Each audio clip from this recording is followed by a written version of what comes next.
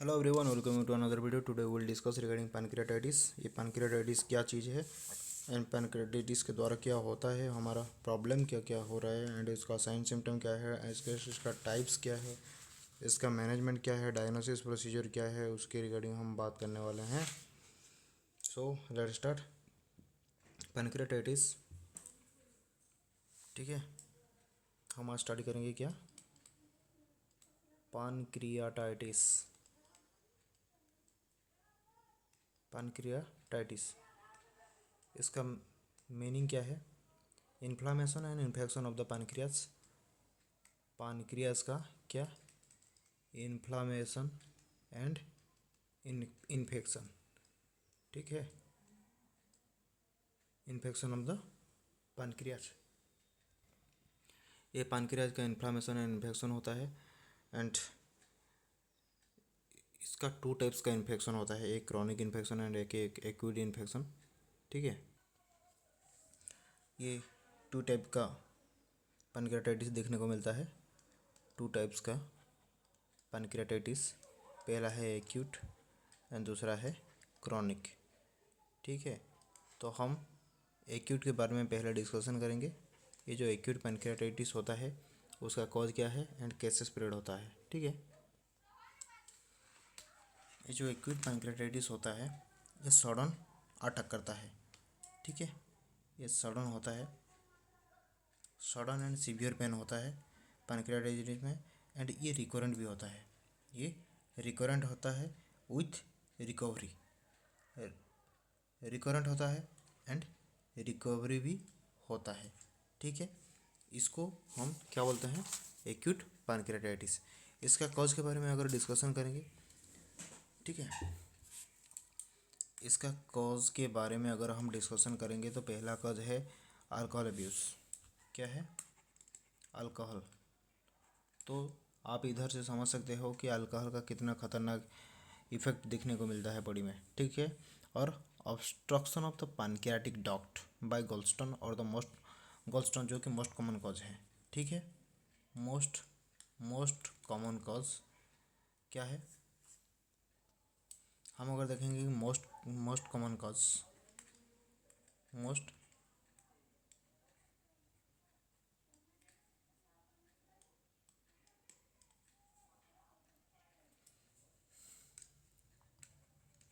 Common cause क्या है? गोल्स्टोन, ठीक है। गोल्स्टोन ये क्या करता है? गोल्स्टोन ये पैनक्रियाटिक डक्ट का ऑब्स्ट्रक्शन करता है, पैनक्रियाटिक डक्ट का ऑब्स्ट्रक्शन करता है, ठीक है। ये है मोस्ट कॉमन कॉज। क्या है? Most common cause. आपको ये ज़रूर याद रखना है, ठीक है। जो भी मैं स्टार मार्क बना रहा हूँ वो बहुत ही इंपॉर्टेंट है, ठीक है। Most common cause of pancreatitis क्या है? गोल्स्टोन, ठीक है। और बिलियरी ट्रैक का अगर कुछ डिजॉर्डर है, जैसे कि बिलियरी ट्रैक का डिजॉर्डर मेल फीमेल केस में देखने को मिलता है, और गॉल ब्लैडर स्टोन और सिस्टिक फाइब्रोसिस, ये सब इसका कॉज होता है। Viral infection like HIV, viral infection भी होता है। वायरल इन्फेक्शन में HIV हो गया, या फिर मम्स हो गया, या फिर हला कॉक्साकी वायरस हो गया, मम्स एंड कॉक्साकी वायरस, ठीक है। एंड सम ड्रग्स जैसे कि कॉर्टिकोस्टेरॉइड हो गया, नॉन स्टेरॉइड एंटी इन्फ्लामेटरी हो गया, NSAID ड्रग हो गया, और ओरल कॉन्ट्रासेप्टिव पिल हो गया। ये सारा क्या होता है? ईटियोलॉजी बनता है, ठीक है। एंड मेटाबॉलिक डिजॉर्डर जैसे कि hyper parathyroidism and hyper calcaemia. Drugs, drugs क्या क्या है? कॉर्टिकोस्टेरॉइड और NSAID, NSAID ड्रग, और क्या? Contraceptive. Metabolic disorder, metabolic disorder में क्या है? Hyper parathyroidism and hypercalcaemia. क्या? हाइपर कैल्सीमिया, ठीक है, ये सारा है इसका इटियोलॉजी। ठीक है, इसका जो मोस्ट कॉमन क्लिनिकल मैनिफेस्टेशन है वो हम डिस्कशन करेंगे, जो कि सडन एब्डोमिनल पेन होता है। कौन सा एरिया में? मिड एपिगैस्ट्रिक पेन होता है। ठीक है, mid epigastric pain. Mid epigastric pain देखने को मिलता है लेफ्ट अपर क्वाड्रेंट। कौन सा क्वाड्रेंट? Left upper quadrant. ठीक है, this is left upper quadrant. Left upper quadrant में ज़्यादा पेन देखने को मिलता है रेडिएट टू बैक, ये बैक तक रेडिएट करता है। ठीक है, ये पेन धीरे धीरे इंक्रीज करता है कब? जब हम अल्कोहल इंटेक करते हैं और फैटी फूड यूज करते हैं। Fatty food, fat food, oil, ज़्यादा ऑयली स्पाइसी फूड और अल्कोहल कंज्यूम करते हैं, तब ये पैनक्रियाटाइटिस का पेन ज़्यादा तक इंक्रीज करता है।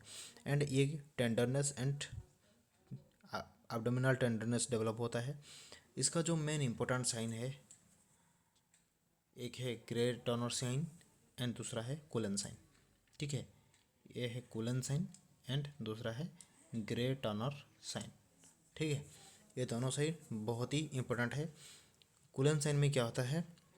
ब्लूइश डिस्कलरेशन होता है। कौन सा एरिया में? पेरियोम्बिलिकल एरिया में।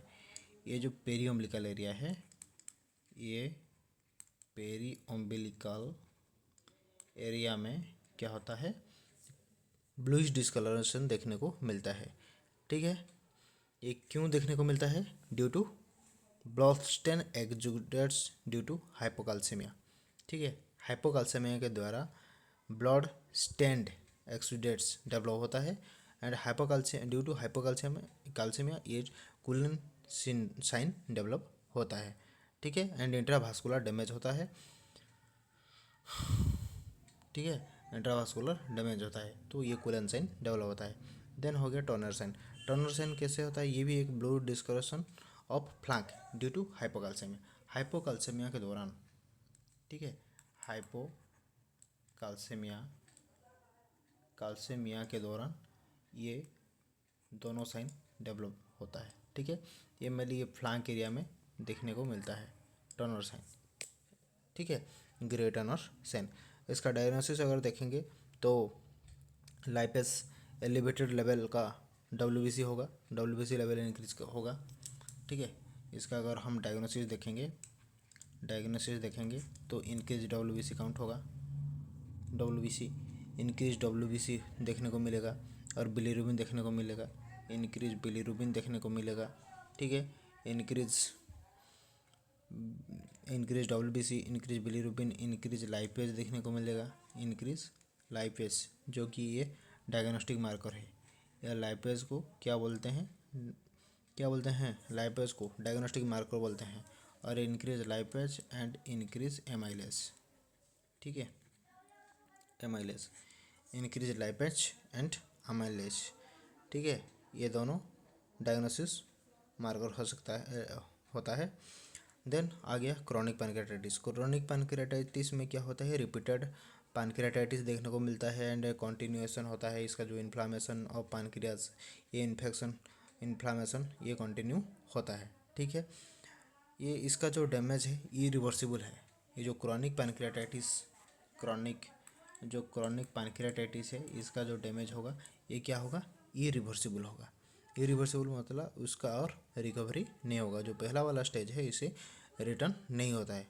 Endocrine and exocrine function, pancreas का जो एक्सोक्राइन एंड एंडोक्राइन फंक्शन होता है ये दोनों अफेक्ट होता है। ठीक है, इसका अगर इटियोलॉजी की बात करेंगे तो एक्सेस क्या होता है? Chronic intake of alcohol. ठीक है, इसका aetiology chronic intake of alcohol.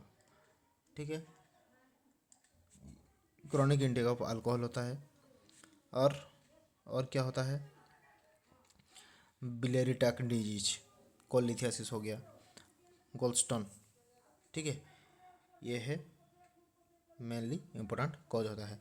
इसका क्लिनिकल मैनिफेस्टेशन में देखेंगे तो स्टीटोरिया देखने को मिलता है, जैसे कि फैट इन स्टूल। ठीक है, जो कि फॉल स्मेलिंग होता है एंड उसका एब्डोमिनल पेन होता है, टेंडरनेस होता है एंड बैक तक पेन रेडिएशन होता है। लेफ्ट अपर क्वाड्रेंट में ज़्यादातर मास लाइक सब्सटेंस फील होता है एंड सिम्टम डायबिटीज मेलिटस का जो सारा सिम्टम है वो डेवलप होता है एंड जॉन्डिस देखने को मिलता है, क्योंकि हमारे जो गोल्डस्टोन के द्वारा जो हमारा जो कौन सा गोल्डस्टोन होता है, हमारा ऑब्स्ट्रक्शन, पैनक्रियाटिक डक्ट ऑब्स्ट्रक्शन होता है एंड जॉन्डिस डेवलप होता है, ठीक है। एंड वेट लॉस होता है, मसल वेस्टिंग होता है, ठीक है। तो इसका अगर हम मैनेजमेंट देखेंगे, इसका अगर हम मैनेजमेंट देखेंगे इसका अगर हम मैनेजमेंट देखेंगे, मैनेजमेंट में क्या करना है,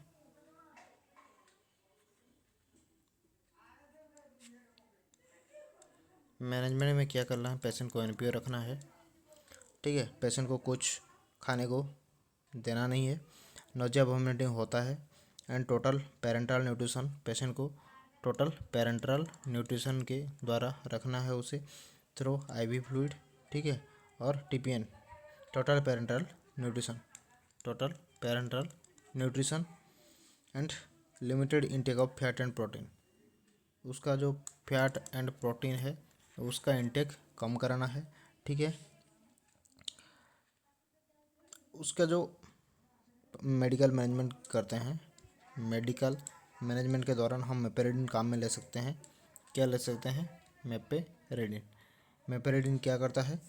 मेपेरिडिन मेपेरिडिन ये एक ओपियोइड एनाल्जेसिक है जो कि बिलियरी स्पाज्म को इंड्यूस करता है, ठीक है।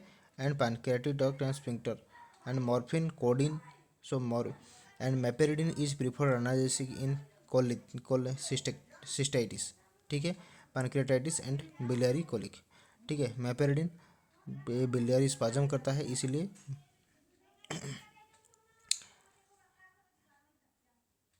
morphine causes spasm of biliary, morphine causes biliary spasm, so it is contraindicated in pancreatic and analgesic, ठीक है, पैनक्रियाटाइटिस एंड एनाल्जेसिक।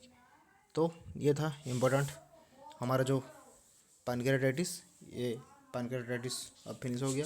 अगर कुछ डाउट है तो आप कमेंट बॉक्स में कमेंट कर सकते हो। Thank you.